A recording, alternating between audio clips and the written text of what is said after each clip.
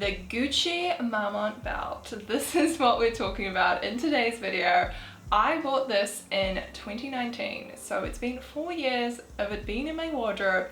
So I thought it was about time I did a review, and I know I watched so many of these videos when I purchased this belt, so hopefully it will help some of you guys. Before I forget, I just want to mention I have the size 75-30, or it's just the 75.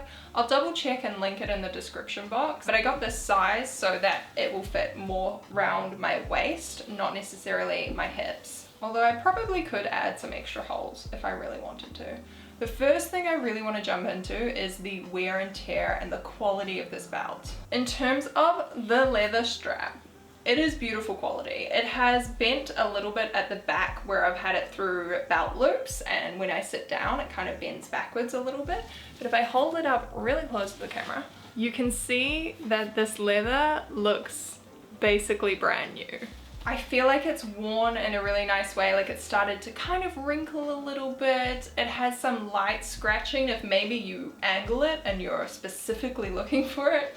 But overall, I think the leather from Gucci is a beautiful quality. I've also had no stretching of the holes because the way that the belt works is it actually just pushes in like that.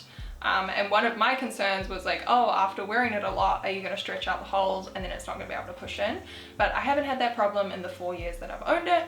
In terms of the gold buckle, the iconic piece, I was actually just saying to Tara yesterday that because this is like a brassy antique gold, it is really good at not showing the scratches too much. Like anything that's kind of a slight scratch or a little bit worn on an edge, it kind of looks like it's meant to be like that. And if you look at it in the video, like it looks from afar brand new still. So you can see there's some light scratching. I don't baby this too much, but when I travel with it, I still have like the box, and it does come with a little silk bag as well. So I was quite precious with it initially because it was a lot of money for me. I was still working in magazines in my corporate job. I bought it when I was in Italy as well, so it was a little bit of like a special memory from Italy. I was really embarrassed to tell people how much it cost. I remember someone at work when I got back from Italy googled the price of it so that they could like kind of judge me a little bit for how much I spent on the belt.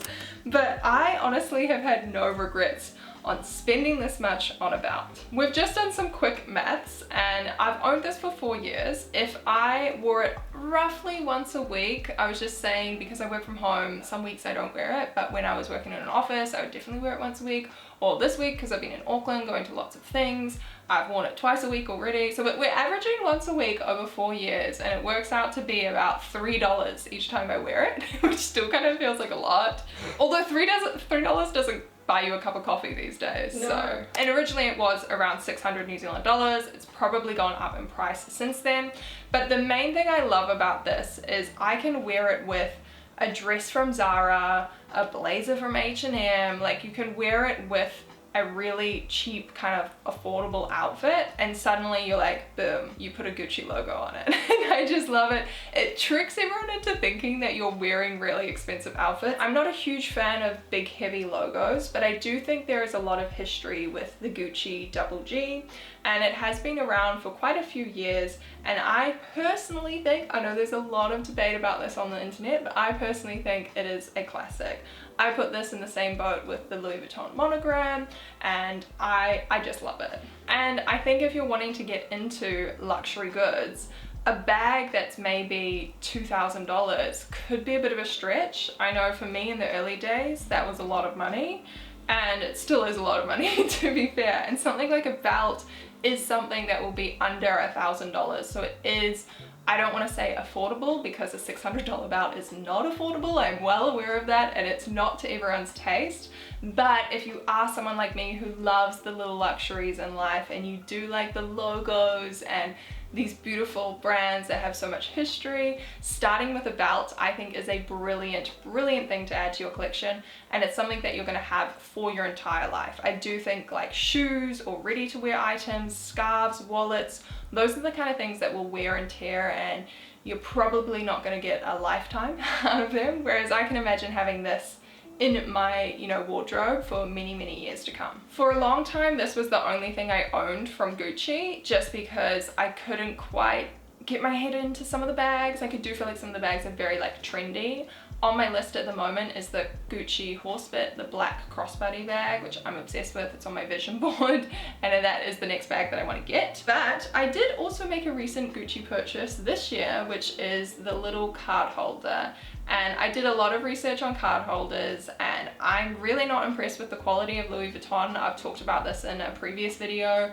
I have my Louis Vuitton Speedy. The hardware's really scratched up on that, and the canvas is still in great condition. But for me, and from what I've heard from a lot of friends and a lot of you guys comment on my videos, Louis Vuitton, like, the standards have slipped a little bit. So I did want to try out more of Gucci just because I had had such great success with the belt in terms of quality, and I've only owned this for like 2 months, so I can't really comment, but I do think it's really good quality as well. The only thing is I don't think I get quite as much bang for my buck from a wallet again.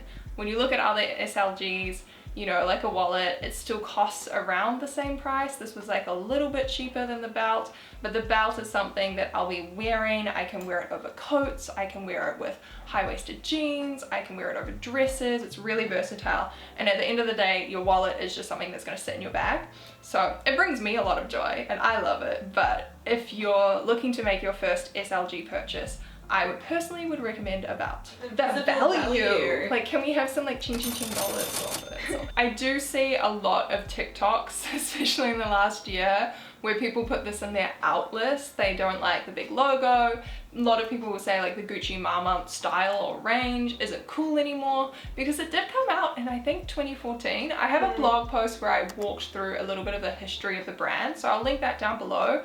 I know you guys really liked that blog post, so I wrote it a couple of years back, but it's still super relevant. For me, it really does come down to how you style it. If you keep styling it, oh my god, our neighbors just drove over the cone on their driveway so badly. For me, it really comes down to how you style it. So you can adapt it to the latest trends in 2023. If you keep styling it the same way that it originally came out in 2015 or 2014, that's when I think it starts to look like a little bit dated, and that's where people go, oh, this is out of style, it's not a trend anymore, don't buy it. But for me, I've never had someone come up to me and say like, that looks like ugly or that's out of date. You only get nice compliments on the Gucci belt, and I like this size as well. It's not the super skinny band, but it's also not the ultra big one. They do one where the logo is like giant, and I think this is the perfect size. I find the skinnier one is harder to style. I have looked at getting the skinny one in like a beige or a soft pink or something, but I personally think this is like, gives you enough statement. It's so versatile, it goes with so many different outfits, but it's also not so giant and in your face, and I just love it. I think I'm gonna wrap up my review here because I feel like I'm just gushing about the belt, and I think it's quite clear that I love it, and I think it is personally worth the money, and also a great early purchase for your luxury collection. I'd love to know what kind of designer belts you guys love, because I have been looking at the Hermes belts. I think they're quite beautiful, and I don't know, like Chanel does really beautiful belts as well. I know Dior does some really cool like buckle designs. YSL obviously has some too. So I'd love to hear if you guys own any, if you have any in your collection. Let me know in the comments. And thank you so much for watching. Don't forget to give this video a thumbs up. It really helps us out in the algorithm.